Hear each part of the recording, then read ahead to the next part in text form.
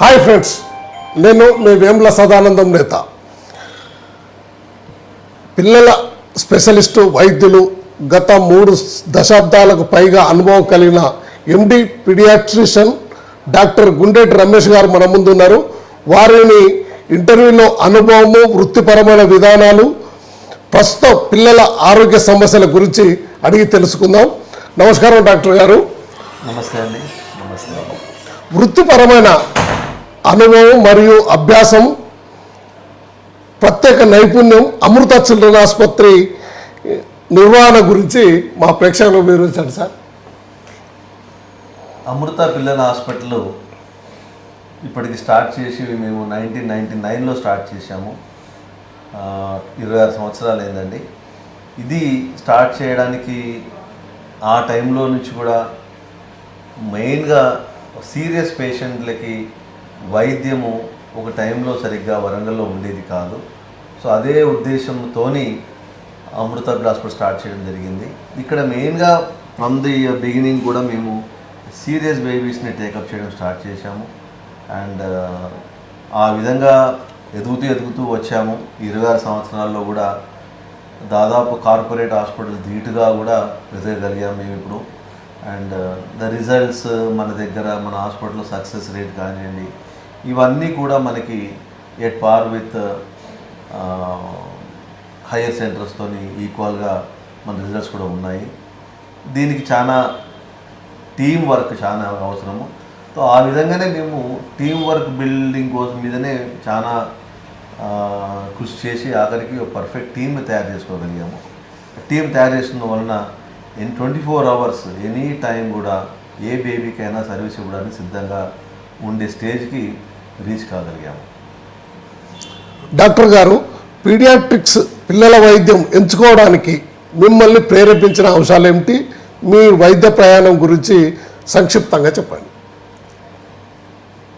అంటే పిల్లల స్పెషలిస్ట్ అవ్వడానికి కారణం ఏంటంటే, మెయిన్గా నాకు ఏంటంటే సర్జికల్ కన్నా మెడిసిన్స్తోని వైద్యం చేయడం మీదనే ముందు నుంచి కూడా, చిన్నప్పటి నుంచి కూడా దాని మీదనే మక్కువ ఉండింది.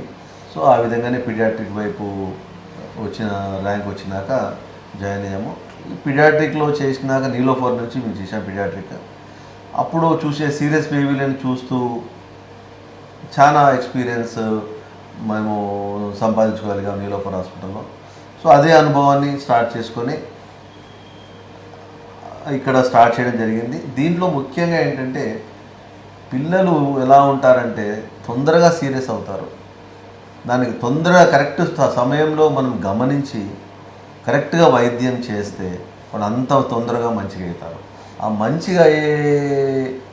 మంచిగా అయినప్పుడు మనకు వచ్చే ఫీలింగ్ అది చాలా అమోఘంగా ఉంటుంది. అనుభూతి. సో ఆ అనుభూతి కానివ్వండి, ఆ ఫీలింగ్ అది చాలా అమోఘంగా ఉంటుంది. సో ఆ అనుభూతి వచ్చినప్పుడల్లా ఇక దీంట్లో ఇంకా డెప్త్గా వెళ్ళడం జరిగింది.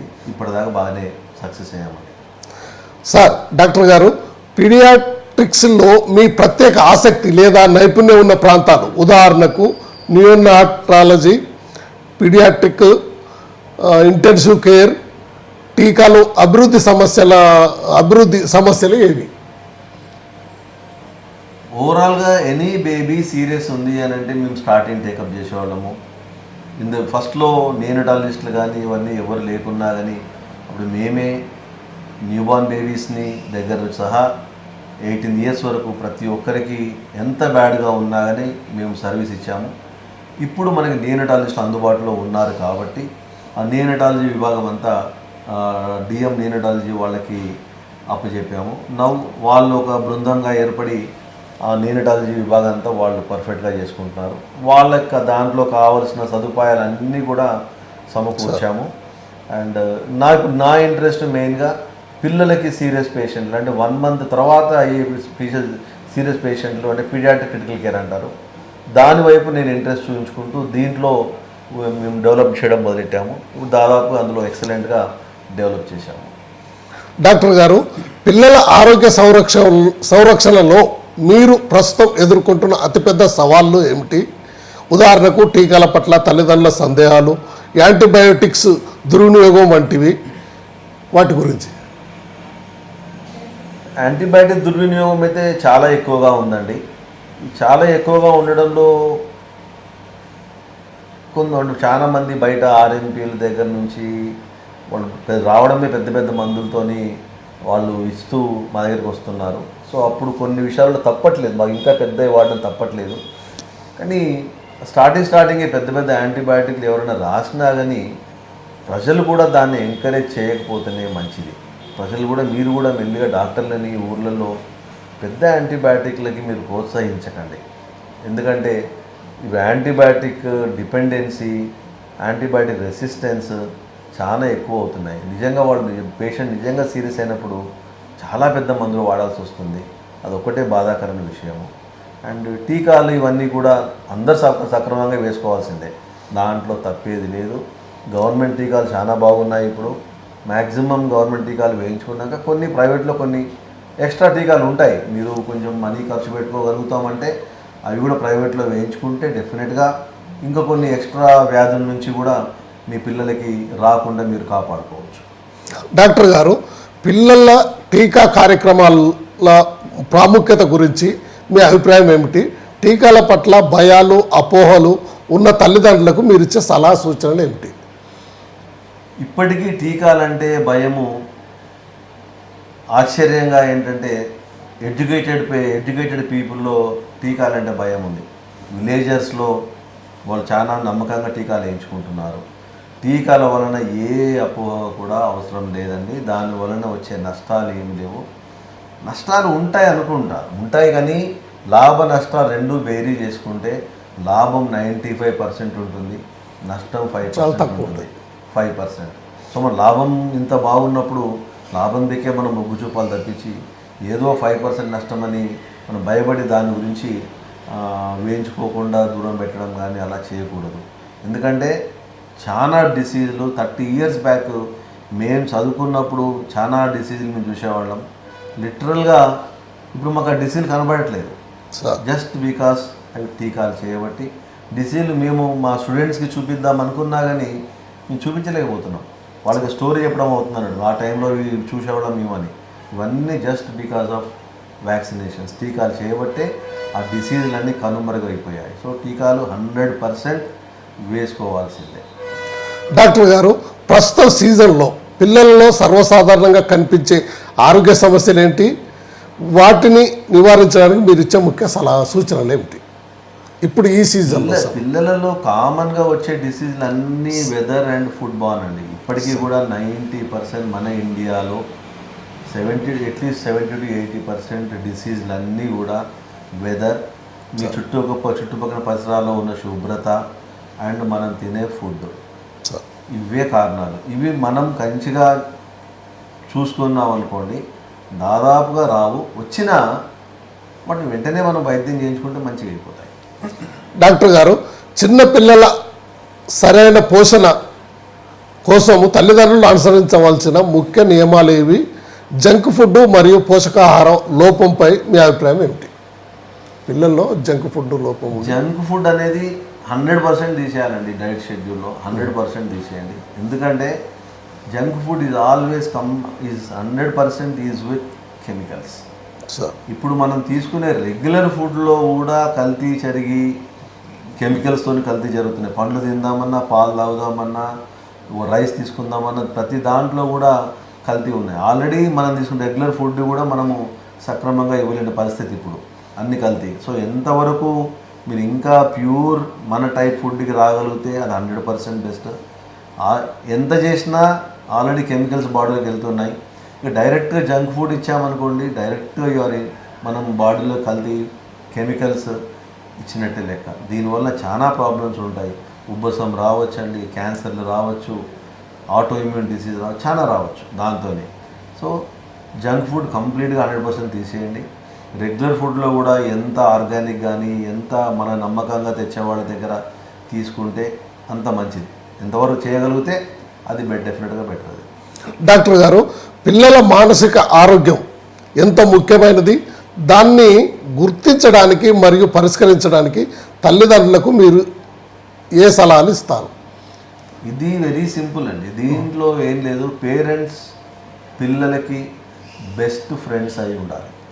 సార్ బెస్ట్ ఫ్రెండ్స్ అండి. అండ్ బెస్ట్ అంటే ప్రతి ఒక్కటి వాళ్ళు మీతోని షేర్ చేసుకునేటట్టుగా ఉండాలి.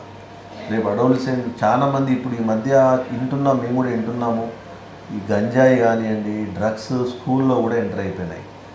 సో స్కూల్లో ఎంటర్ అయిపోయినంటే అతను ఏదో ఒత్తిడి ఉంటుందా లేకుంటే ఫ్రెండ్షిప్ ప్రెజర్తోన పిల్లలు అటు వెళ్ళిపోతున్నారు. సో మీరు వాళ్ళకి ఫ్రెండ్షిప్గా ఉండి వాడు మీతో ధైర్యంగా వాడు చేసే తప్పులు కూడా ఎప్పుడైతే మీతో చెప్పగలుగుతాడో, షేర్ చేసుకోగలుగుతాడో, then you are the best parents. And పిల్లలని డైరెక్ట్గా మొండిగా ఇది చెయ్యొద్దు అని చెప్పొద్దు. వాళ్ళతో ఫ్రెండ్లీగా వస్తూ లాభ నష్టాలు ఏంటో తెలియవరుచు వాళ్ళని మెల్లిగా మన వైపు కరెక్ట్ వైపు తిప్పుకునే ప్రయత్నం చేయండి. You must be a friend, అంతే. పీడియాట్రిక్స్లో డాక్టర్ గారు, పీడియాట్రిక్స్లో వచ్చిన ఏదైనా కొత్త వైద్య చికిత్సలు లేదా సాంకేతిక పరిజ్ఞానం గురించి వివరించండి. ఈ మధ్యలో ఏమైనా కొత్త పరిజ్ఞానం? Paediatric technology not only paediatric అండి, అడల్ట్ క్రిటికల్ కేర్ కానీ అన్ని టెక్నాలజీలు చాలా బాగా ఇంప్రూవ్ అవుతున్నాయి. 10 ఇయర్స్కి లాస్ట్ 10 ఇయర్స్కి ఇప్పటికీ drastic change in service, health సర్వీస్లో. అండ్ మేము అదేవిధంగా అంటే లైక్ ఒకప్పుడు పేషెంట్ సీరియస్గా ఉంటే ఇంజక్షన్ పెడితే మంచిగా అయిపోయారు, అడ్మిట్ చేసి గ్లూకోజ్ పెడితే మంచిగా అయిపోయారు. ఇప్పుడు వెంటిలేటర్ దాకా వస్తున్నారు.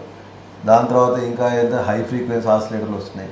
ఇంకా ఎక్కువైంది అని అంటే కిడ్నీ డయాలసిస్లు, సిఆర్ఆర్టీ డయాలసిస్లని ఇవన్నీ వస్తున్నాయి. నిజంగానే పేషెంట్లు ఈ విధంగా వస్తున్నారు కూడా. అండ్ ఇప్పుడు మేము కూడా మన హాస్పిటల్లో up to paediatric dialysis, CRRT facility, high frequency oscillator అన్ని సదుపాయాలతో క్రిటికల్ కేర్ డెవలప్ చేయాల్సి వచ్చింది. అండ్ సర్వీస్ కూడా అందరూ తీసుకుంటున్నారు. డాక్టర్ గారు, పిల్లల ఆరోగ్యంపై మీరు చేస్తున్న పరిశోధన లేదా భవిష్యత్తులో చేయాలనుకుంటున్న కొత్త కార్యక్రమాలు ఏమైనా ఉన్నాయా? అంటే పిల్లల ఆరోగ్యం అంటే హాస్పిటల్ డెవలప్మెంట్ వైజ్ చాలా డెవలప్ చేశాము సార్. ఇంకా next development paediatrics is one area అండి. లైక్ స్పీచ్ డిలే అని కానివ్వండి, డ్రగ్ అడిక్షన్స్ కానివ్వండి, లేదా development delay, body development delay కానీ వీటికి సపరేట్గా యాక్చువల్గా దేర్ ఆర్ డిఫరెంట్ కోర్సెస్ ఉన్నాయి. అండ్ మంచి ఇన్స్టిట్యూట్స్ వస్తున్నాయి, కానీ ఇంకా మంచి క్వాలిటీ పరంగా ఇన్స్టిట్యూట్స్ కూడా తేవాలని మా ఉద్దేశము. త్వరలో మేము డెవలప్మెంట్ పీడియాట్రిక్స్ వైపు కూడా ఒక మంచి హాస్పిటల్ తీసుకొస్తున్నాము. హాస్పిటల్ కాదు, మంచి సెంటర్ ఒకటి తీసుకొస్తున్నాము. And it will be definitely useful అందరికీ. డాక్టర్ గారు, ఒక వైద్యునిగా ప్రత్యేకించి పిల్లలతో వ్యవహరించేటప్పుడు మీరు ఒత్తిడిని ఎలా అధిగమిస్తారు? మీరు ఏమన్నా ఒత్తిడికి లోనైతే దాన్ని ఎలా అధిగమిస్తారు? ఒత్తిడి చాలా ఉంటుంది. అండ్ ఎప్పుడైతే మేము క్రిటికల్ కేర్ చేస్తున్నామో ఆ ఒత్తిడికి there is no limit sir దానికి. కానీ ఇది తట్టుకోవాల్సిందే. మేము అంటే ఈ దీంట్లో ఏంటంటే మెయిన్గా ఎప్పటికి ఒత్తిడి ఎలా ఉంటుందంటే ఇంకేమన్నా మిస్ అవుతున్నామా పేషెంట్ దగ్గర, ఇంకేమన్నా చేయగలుగుతామా ఈ దీంట్లో ఈ ఆరాటంతో ఒత్తిడి బాగా పెరుగుతూ ఉంటుంది. ప్లస్ పేషెంట్స్ అటెండర్స్ దగ్గర నుంచి ఒత్తిడి ఉంటుంది. అఫ్కోర్స్ అవన్నీ సీనియారిటీ వైజ్ కానీ ఇప్పుడు వాటి నుంచి అధిగమించగలిగాము. పర్లేదు, అది ఇప్పుడైతే కొద్దిగా ఓకే. డాక్టర్ గారు, పిల్లల ఆరోగ్యం మరియు భద్రత గురించి తల్లిదండ్రులకు లేదా సమాజానికి మీరు ఇవ్వాలనుకుంటున్న ఒక ముఖ్య సందేశం? ప్రతి ఒక్కరిది కూడా పేషెంట్ ఏదన్నా ప్రాబ్లం ఉండనియండి సార్, అనవసరంగా మందులు వాడకండి, యాంటీబయాటిక్లు వాడకండి, నెంబర్ 1. కానీ కొంచెం డల్ అయ్యాడు, ఎనీ కండిషన్ 2 రోజుల్లో మన కంట్రోల్ అవ్వట్లేదు, తప్పకుండా పరీక్షలు చేయించుకోవాలి. అండ్ పేషెంట్ డల్ అవుతున్నాడు, దట్ ఈస్ ద టైం మీరు కంపల్సరీగా పేషెంట్ని అడ్మిట్ చేయడమా, డాక్టర్ని సంప్రదించండి.